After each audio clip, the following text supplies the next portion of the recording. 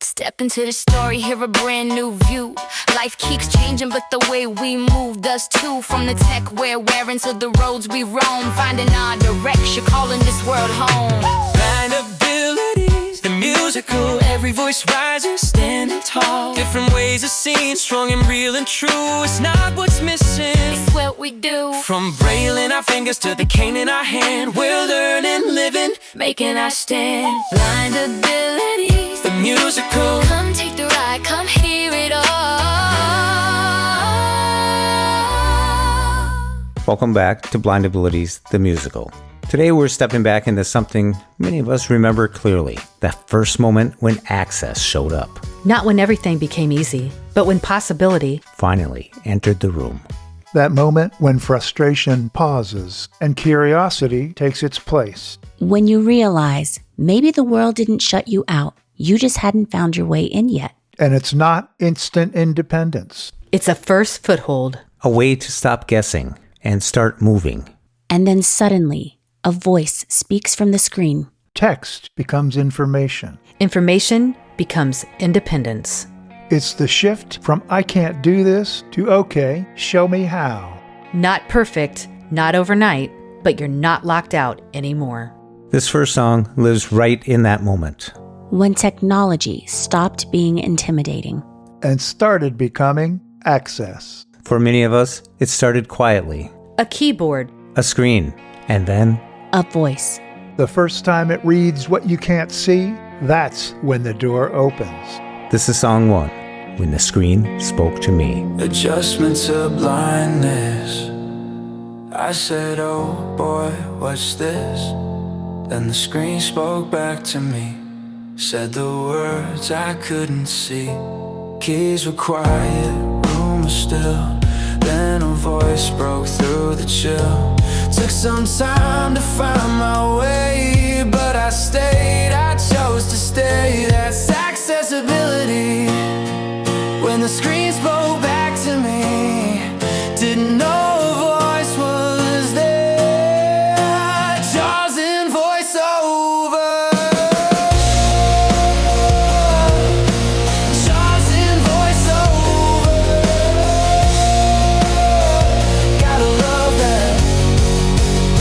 Accessibility. Key commands. Control shift this. I'll control that. Tab, tab, tab, okay, tab once more. Tab is not a shortcut, silly. Braille came up, dots and rows. Not for all, but good to know. Different paths, different speed. Find the tools that work for me. That's accessibility. When the screen spoke back to me, didn't know a voice was there. Jaws in VoiceOver. Gotta love that. Accessibility.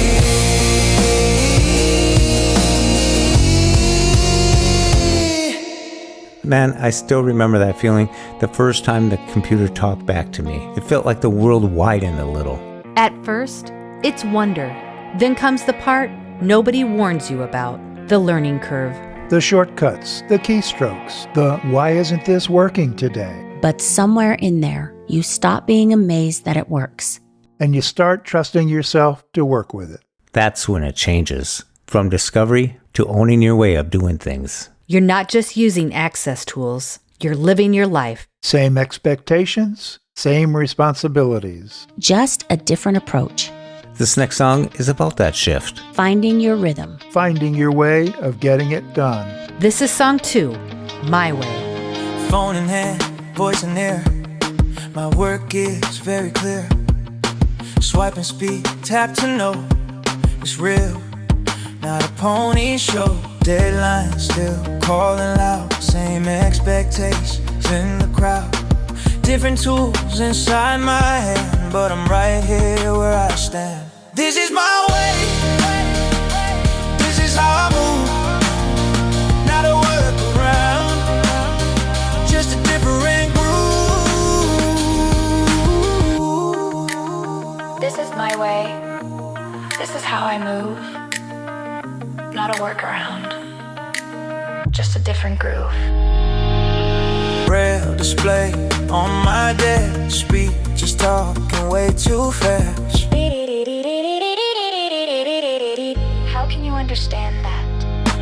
This is all just tools for me, incorporated in so I can be in the room, in the flow, doing work you already know. Same pressure, but I'm right here where I stand. This is my way, this is how I move. Not a workaround, just a different groove. This is my way. This is how I move. Not a workaround, just a different groove.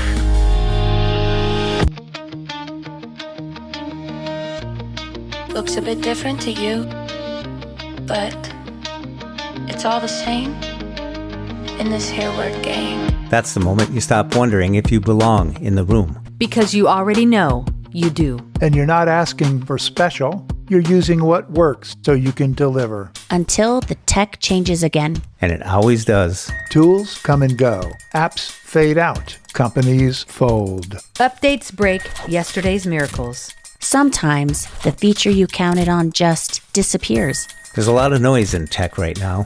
AI, smart glasses, sensors, dashboards. Some of it is amazing. Some of it won't last. But the skills you learned when things were clunky, those don't vanish. Cane skills, Braille, problem solving. Knowing how to adapt. Knowing how to ask for access. This last song is about staying steady. When the tech world spins fast. This is Song 3, When the Cloud Rolls In. Every year it's something new. Smart glass dreams and promised views. Apps that guide until they fade. Updates break what worked yesterday. AI talking, sensors glow. Some will stay and some will go. When the signal drops and the screen goes black. Did you ever think about that? When the cloud rolls in, I lean on what I learned back then. Cane on ground, skills in hand. Nothing changes, I still stand.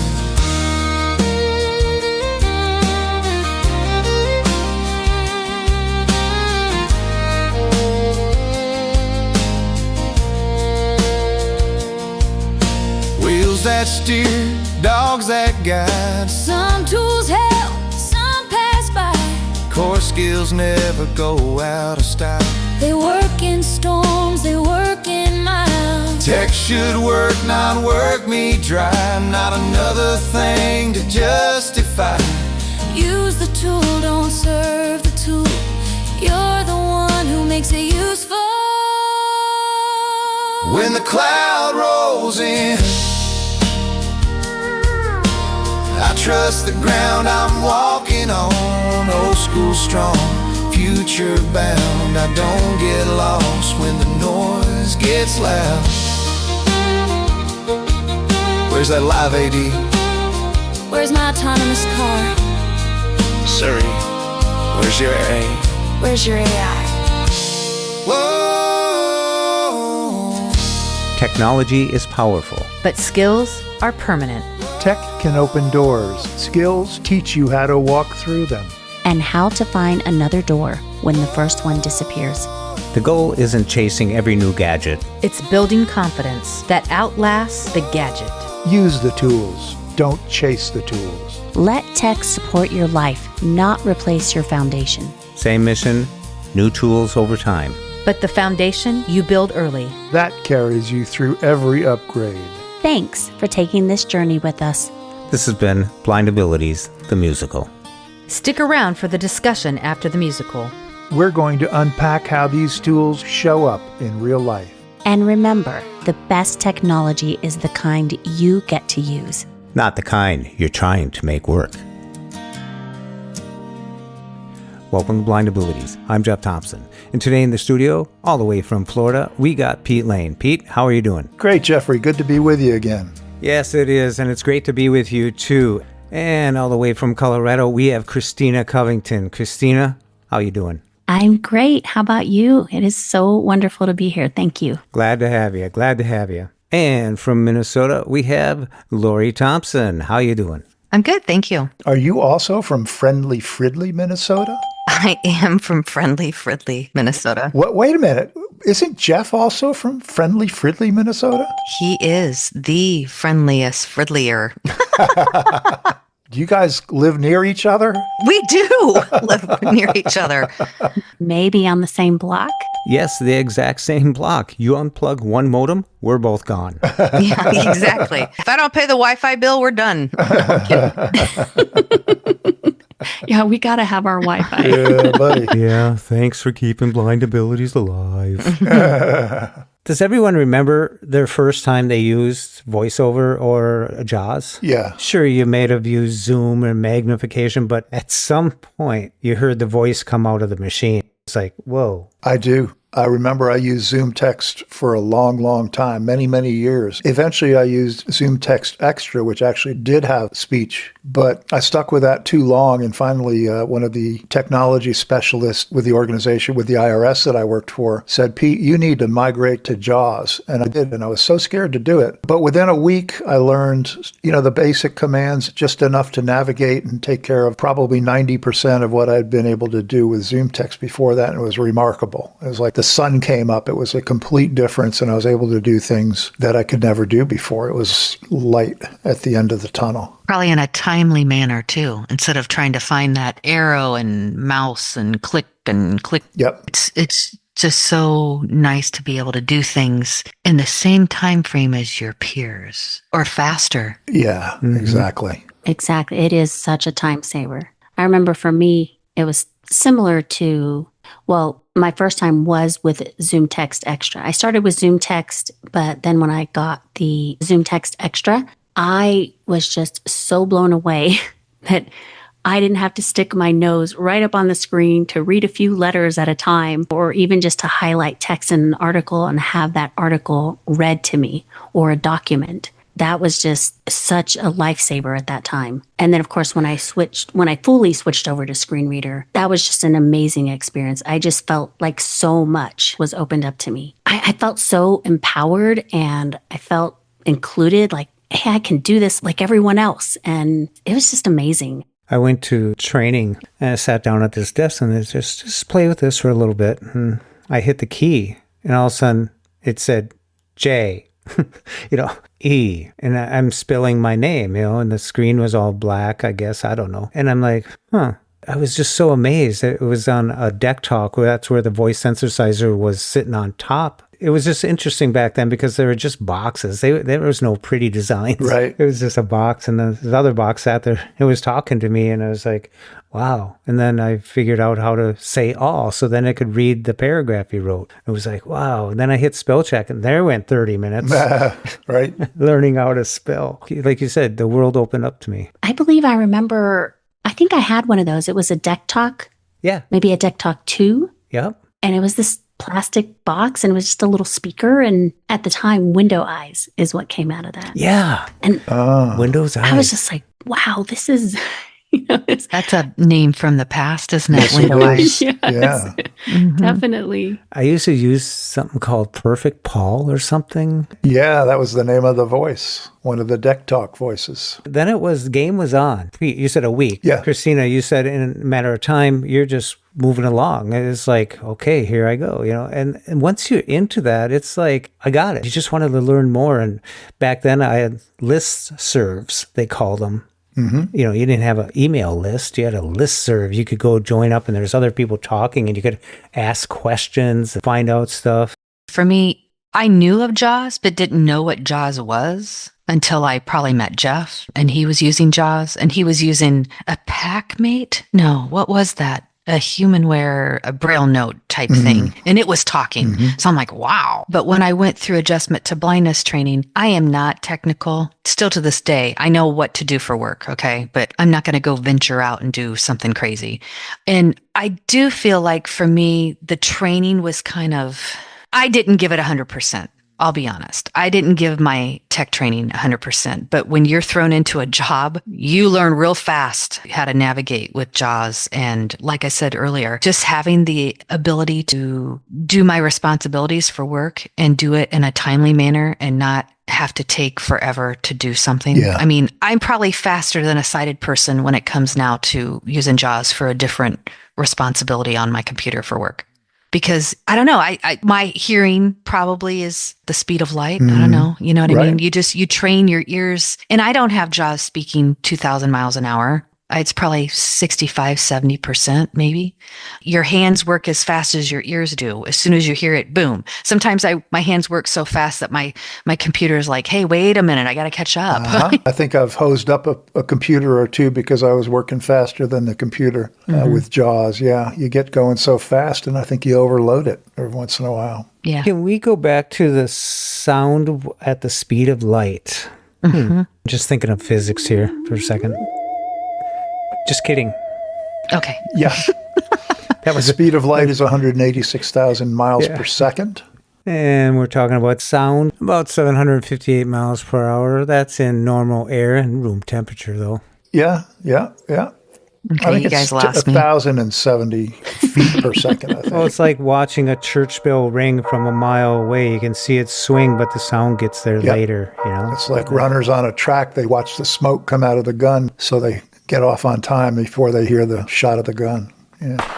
When you dig into this stuff and you start out at 50, 60, 70 words, the speed rate that you're listening to it, you get it to a point where you're listening to it because you don't have to understand everything. But when you really want to dig into something, you slow it down a little bit, like, what did they say? Yeah, you kind of get into a zone, the way I look at it. You kind of step back and you listen to the whole rather than the pieces of the whole, you know? You don't need to hear, like you said, every word. I'm a married guy, I understand. Are you saying that you don't listen to her verbatim every time? He doesn't. Oh, you know that. I can say, hey, we're having fried chicken for supper. And he'll come back and, what are we having for supper? I just told you, dude, it's fried chicken. Well, I do that with my son who cooks, so it's not exclusive to women. No. You know what I like about JAWS? What? If I go into my document folder, I can start typing the name of the file. I name my documents in a formula way. Yeah. So I just start typing the number or the name. Boom, it's right there. Your own personal way to do it. Yes. Control F is my favorite hotkey, which is not even a JAWS key. Yeah, it's a Microsoft key, isn't it? Yeah. And that's the thing. Anybody could navigate their computer like we do to a certain point if they knew the window keys. Of course. Yeah. Same with a Mac. Christina and I are both Mac users on the computer. Yeah. Me too. And Jeffrey too. Yeah. In an email, if I need to attach a file, I love the hotkeys for that. I do feel like a PC, a Windows computer. I mean, not too many employers is going to buy somebody a Mac, but I could be wrong. No, that's pretty much the general consensus, I think. Yeah. I feel like maybe the productivity is Windows for employment, unless you're in audio or video or some kind of media or something. I'm not sure that's a product of the PC being better for that than the Mac. I think it's just that there's so many more out there and they've been out there for so long. Yeah. All the databases of the corporations are based off Windows. Everything's Windows based. Yeah, they're all geared towards Windows. I think sometimes it can be industry specific as to whether Mac is more dominant or Windows is more dominant. Yeah. Because I think I can think of a couple, or at least one, where often Mac is kind of the go-to, but there are still Windows users. Yeah. You were talking about hotkeys and shortcuts, and I am a lover of keyboard shortcuts. I remember I was very, very new to computers, and I think I just had ZoomText at the time. So, point and click was the extent of my knowledge. And this gentleman in the accessibility department at the college taught me about keyboard shortcuts. And a huge majority of them that he taught me were Windows based. Oh, but I was in heaven. I was like, this is amazing. I can just type this into my keyboard and voila. I don't have to find it with the mouse pointer. And like I said, this was before screen reader, but I loved it. And even today, I love anytime I can use a shortcut to accomplish a task, whether it's a screen reader task or software task. They're such lifesavers. They're such time savers. Oh, yeah. It's just so easy. And I just remember the excitement. I ran home and I told my husband all about it. I was like, oh my goodness, I learned this, and you can do this. And that's so much better and so much easier. And he was just like, whoa, you're very happy. You probably like that part where it goes tab, tab, tab, tab, tab, and one more tab. Tab is not a shortcut, silly. To quote a line from a song I heard. Yeah. What I love is if I'm in the office, someone will say, well, how did you get to find that? And they'll stand behind me and they'll look at my screen and they're like, I don't even know where you are. I'm like, good. I know. They never know where you are when you're using JAWS or VoiceOver. You know? They can't catch you. Yeah, exactly. But I have taught sighted people how to do things with a shortcut, but like you said, Christina, it's window keys. It's something that they can use. And they're like, oh my God, I didn't know I could do that. Yeah, it's just hit this and this and, you're good to go. Well, it's funny. It seems to me that keyboard shortcuts might be faster for even sighted people than grabbing a mouse and going and, yes. Sliding the mouse up to the right corner and clicking a menu and then clicking another menu. Your hands are on the keyboard anyway. Yep. I've often wondered why more people don't use keyboard shortcuts. Yeah, I really don't know why they don't teach kids at a young age how to use the window hotkeys. Yeah. I think one of the big things that PCs have over the Mac, and I'm a Mac user, but I used PC for many years, is the fact that Windows programs that you're using typically for work, you got the Windows commands and you got the JAWS is working predominantly with that. So there's a stability there in a sense that things work. Where I think on the Mac, can't remember the last time I opened up Pages to do a document. I use TextEdit because it's just straightforward text, easier. Basically. Yeah, just text. And that's the way I roll. Then I have Microsoft Word for the Mac. But there's a few things that are a little tough to do on there. Like headings is complicated, or it used to be. There's certain things that I don't do that I wish I could do that I used to be able to do on the PC. So the Mac, when you're adopting something like Microsoft Word into it, you're adopting it, and I don't think it gets the full-fledged attention. I know Microsoft ain't paying attention to it. Yeah, probably not. Yeah, why would they? And then you're relying on Apple's product to stay abreast of that. I don't know if it works all the time, but I guess my problems with the Mac is Zoom. The accessibility of Zoom is off and on. It updates and stuff like that. So when these updates come along or changes come along, it's like, oh boy, here we go. But like Lori, you were saying, for work or something specific that you're doing, Amadeus Pro, Pete. Yeah. If something changes, like you can't go up across and hit T for tools, or you have to arrow over now to get your drop down. Once you're in there, then you can use your single letter command, and go there to that, But when that stuff changes, you figure out what works for your work, your responsibilities that you have to do at work. Like Lori was talking about, you get good at that. And that's what we all do. I sit around and do what I do, and I'm good at it. Now, if someone asked me how did I do that, I said, I don't know. It's all muscle memory after a while. And then when something doesn't work with muscle memory because they change it, all of a sudden you learn it and you go, oh, I have to do this now.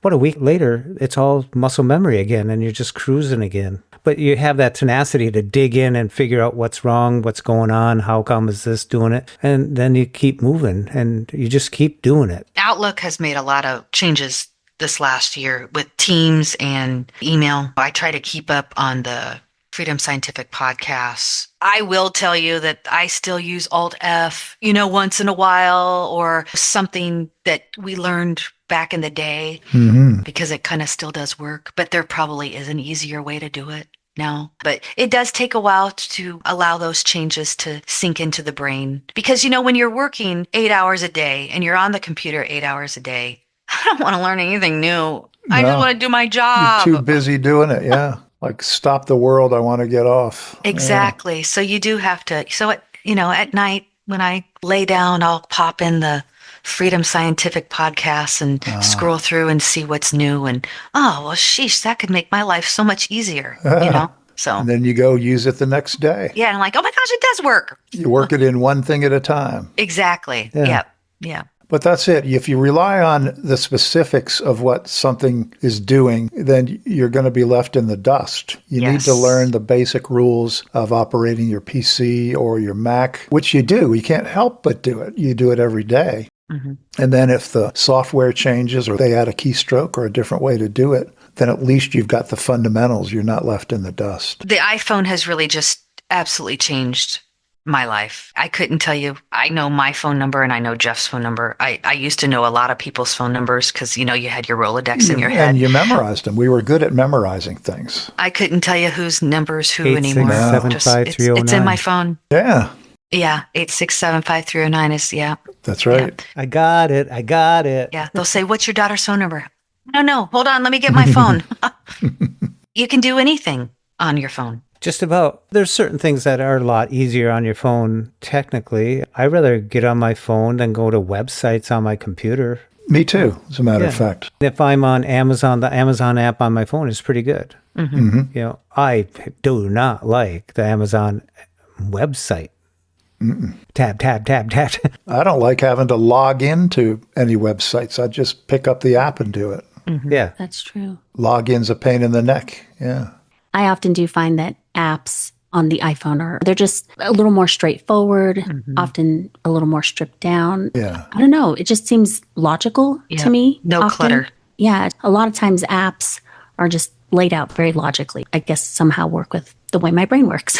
And so, Well, I think we're app acclimated by being iPhone users. I think we're exposed to more apps than we are websites, I think, as a general rule. Mm-hmm. Maybe I'm wrong. I don't know. that makes sense. I do remember my first accessible phone. I never had an accessible flip phone. So the iPhone 4, when it came out, I started using it with VoiceOver exclusively. And I felt so included and empowered. I started texting people, something that people had been doing for years. And I was like, wow, I can do this, This is so cool. And I don't need anyone else to do it for me. I can do this by myself, or I can, I learned these basic VoiceOver gestures and I can figure it out on my own most of the time. That was just this, I don't know, just a world opening experience. And then also, like I said, not feeling like I was on the outside. I didn't feel like I was on the outside, not quite understanding what this experience is that people were having on their iPhones or texting or anything like that. So, Texting, yeah. First time you could type on the phone. yeah. I think the intuitiveness of what Jobs had in mind. I heard a story that he saw a kid in front of a TV and he reached up and touched it like he should be able to move it. So then he thought, touch. The intuitiveness is kind of a study that he kind of did in a sense, because remember when you got the iPhone, there was no instructions. Yeah, that's right. No, you just turned it on and you touched, and then you turned on VoiceOver. Then they started having VoiceOver come turned on already if you wanted, or if you don't want to. That intuitiveness, I don't know if that's a word, but your intuition is pretty much right on. And I like how they designed it that way, because you just think of it like if you want to move the screen, that was hard to get a grasp of when you have something and you want to scroll and you have to push up, but to go down. Yeah, But if you're pushing paper, you're exactly. You're pushing paper on the desk. It's moving up in front of your eyes. yeah. So there was little things that at first you're just amazed that this is how it works and you can do it. And it was just like, wow.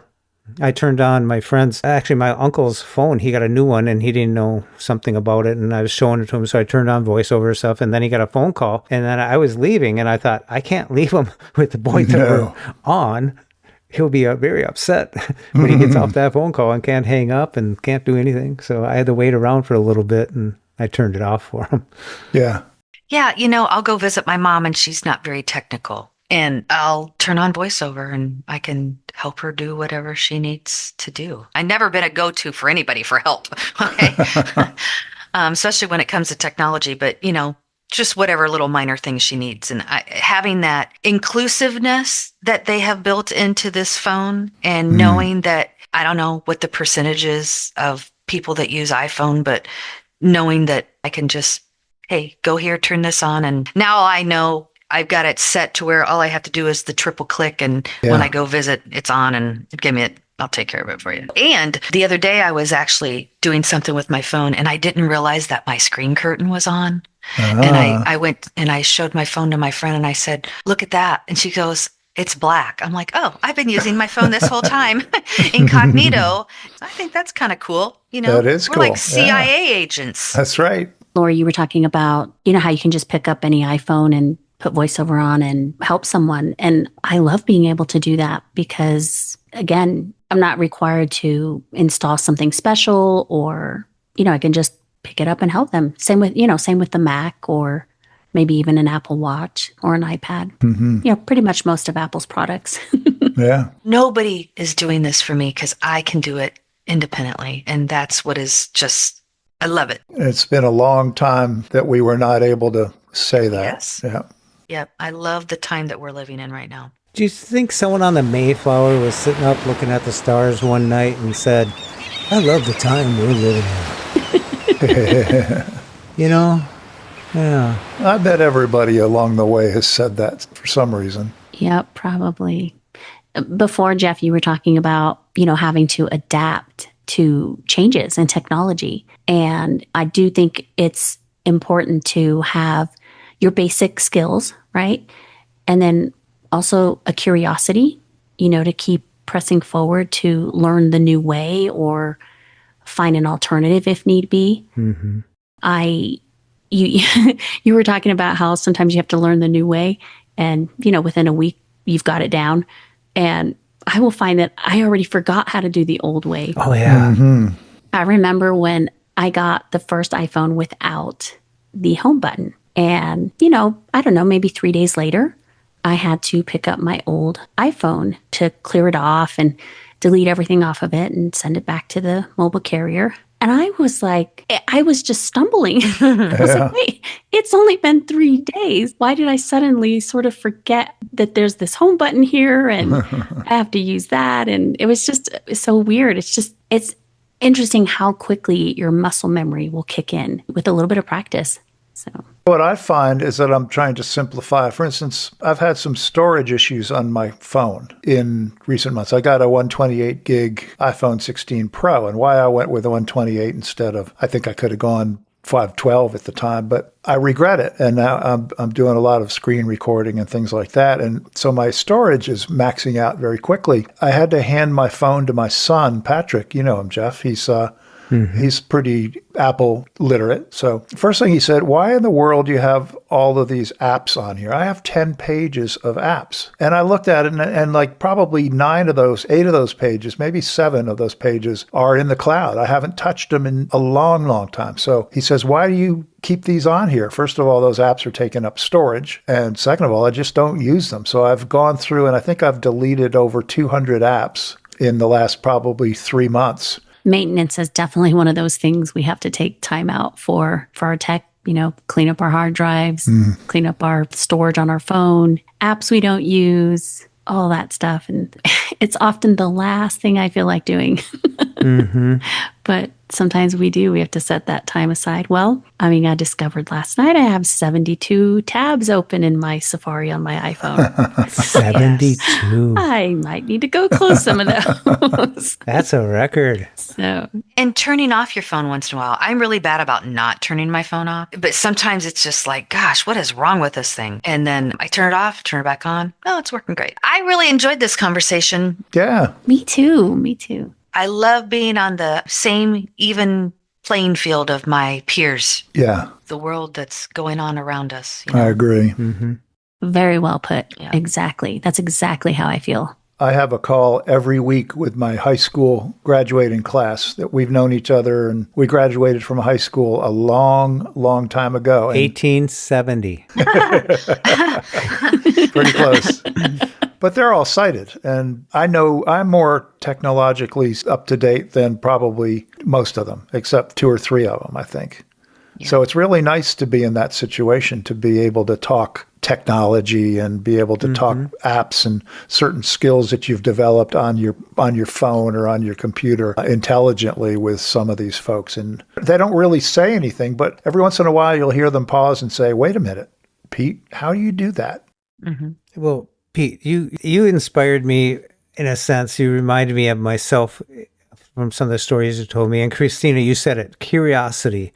Pete was in a band one time and they were all shutting down. And he said, yeah, great. And he started high-fiving in front of the tape recorder, but he was high-fiving himself. But he knew no one would know it's not the whole band high-fiving each other. So he just did the sounds. Yeah. And then he contacted me on Blind Abilities when I was doing the, what was that? Audio boom. Audio boom. Yeah. Audio boom. Yeah. And he contacted me and he says, I did this demo. And he took his microphone and he put his phone on one side and this other thing. And he balanced it out on his desk to record stuff. I mean, this was very primitive in a sense. And I used it. I cleaned it up and used it. And then I said, you got to get this. You know, finally he got Amadeus Pro. But he was curious because he used to have that little audio bug way back, musician and stuff like that. And I didn't have to teach him. I showed him some tools and gave him a couple pointers here and there, but he took off with it. That curiosity with anyone, especially in the workplace, you want to be able to do that. So curiosity is the key. And I don't know if we can tell people to do that. I don't know, thinking of the people who are listening. We don't have the market cornered on curiosity. And I don't think there's anything that any one of us can say that will motivate anyone out there to be curious, because it's like an innate skill, an innate attribute, characteristic that you have. But if you've got it, you should probably try to develop it, because it can only do good for you. I think the more curious you are, the more you're going to learn and the farther you're going to get, however you measure distance, in your life, in your workplace, all of that. So be curious and don't stifle it. Yes. And I was just going to say, when I started using the computer, I was so afraid I was going to screw something up. Yeah. But you know what? It's really hard to screw up a computer. I mean, you can, but it's not as easy as you think it would be to screw it up. I think you're right, Lori. I think they're maybe a little safer than they used to be. Mm-hmm. Maybe. I mean, maybe there was a time when you were mainly using DOS or something that maybe you really could do more damage. But these days, I feel pretty DOS. safe exploring. Gosh, you dated That's all of us. Spanish. I'm not going to acknowledge that I know about Uno, DOS. dos, tres. Yeah. No, DOS, I mean, 3.1. You might save something and you might not find it for a while because you don't know where it went. This is true. somebody will find it. True. Yeah, Well, but that's somebody what- will find it. Actually, Windows was actually a facade over DOS. That's right. An It was, interface. it was a user interface. The GUI. GUI. Yeah, there you go. Sorry, Christina. Oh, no, I was just saying GUI, it switched to GUI, and I think that made it very, very user-friendly for most people. You guys were talking about curiosity, and I do think that curiosity can be the spark to drive problem solving. I think that's another way that curiosity can be helpful, is it sparks that drive for problem solving. Once you have that, you can just really dig in and try to figure out how to move forward in your technology. So why do they have such a negative thing like curiosity killed the cat? Yeah. I mean, this doesn't go That right. stifles people. Yeah. We're going to change that. Yeah. Get ready, people. We're making new rules. That's right. Long live the cat. Long live the cat. I learned something new this week. I always knew how to put like a colon and then a right parentheses at the end of something to make a smiley face when you're saying, hi, good morning, smiley face.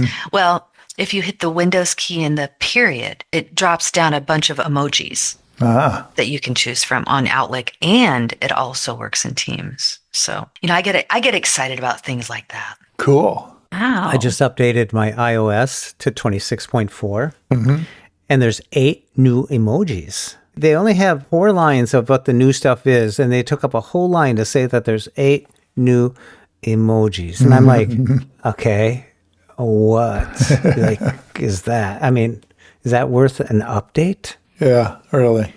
Yeah. And a new screensaver. Yeah. And I love that we can use emojis. I know I can't see them to appreciate them that way, but I do appreciate them. And I like putting smiley faces or whatever on my text messages, sometimes in my email. Screaming in cat fear or something. Exactly. Or just to add that Playing extra right into her hand. She's a cat layer. freak, Lori. Yeah. She does cat emojis all the time. Just write CAT emoji. Well, there's a little trick when you're texting a blind person. You can spell something out with emoji after it. That they don't know. We would not know. No. Oh, that's true. Yeah, I never thought about that. Like hand pointing upside down and backwards and emoji. Yeah, they got emojis for everything. I'm still hoping for a hugging emoji that's not so much a happy one. Like you're just wanting to send someone a comforting hug. Oh, okay. I thought maybe like a strangle type hug. An air Two hug. hands still around waiting for throat that one. emoji, hug emoji. Yeah. That's not a neck hug. No. Yeah. Yeah. What would that hug be? That would be a comfort hug Yeah, I bet they've got one. or a huggy hug. Yeah, warm and fuzzy. A huggy hug. I like that. We missed our calling, Pete. Sorry to take your idea, Christina, but Oh, go for it. Blind abilities, the musical. Every voice rises, standing tall. Different ways of seeing, strong and real and true. It's not what's missing, It's what we do, from braille in our fingers to the cane in our hand. We're learning, living, making our stand. Blind abilities, the musical. come take the ride, come hear it all.